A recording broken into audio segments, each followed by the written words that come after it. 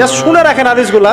আমি জানি এই বিশ্বে আপনি এই হাদিসগুলোর উপর ইমপ্লিমেন্টেশনে যেতে পারবেন না, কিন্তু আকীদা ঠিক থাকতে কি কোনো সমস্যা আছে?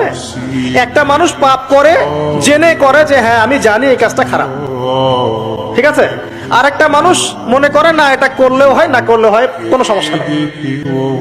আরেকটা মানুষ মনে করে যে না আমি একটা ডাহা পাপ করছি, এটা থেকে বেঁচে থাকা আমার উচিত ছিল কিন্তু আমি পারছি না। আর একজন পাপ করছে যে আমি মানি না এসব বিধান টিধান, যা ভালো মনে হবে দুনিয়ার জন্য করব। এরা কি সবাই সমান? একজন মানুষ যে জানে যে এটা খারাপ কাজ কিন্তু বাধ্য হয়ে সে করতে হচ্ছে, সে ব্যক্তি তো ওর চেয়ে কিছুটা হলেও উত্তম নাকি যে ব্যক্তি দেধারসে পাপ করছে? আচ্ছা, ওই যে এক ছেলে বলেছিল আমাদেরকে মেসেজ করে যে আমি একটা মেয়েকে খুব ভালোবাসি হুজুর, তাকে বিয়ে করতে চাই, এখন ওই মেয়ের বাসার লোকজন রাজি হচ্ছে না। এই ছেলের মধ্যে হারাম অ্যাফেয়ার্স আছে ঠিকই, কিন্তু সে তাকে বিয়ে করতে চায়, ওটা হালাল করতে চায়।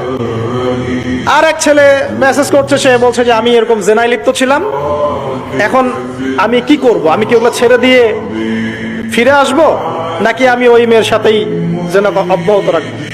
এই দুই ব্যক্তি কি সমান? সমান না। এটাই বোঝাচ্ছি আপনাদেরকে। দেখুন,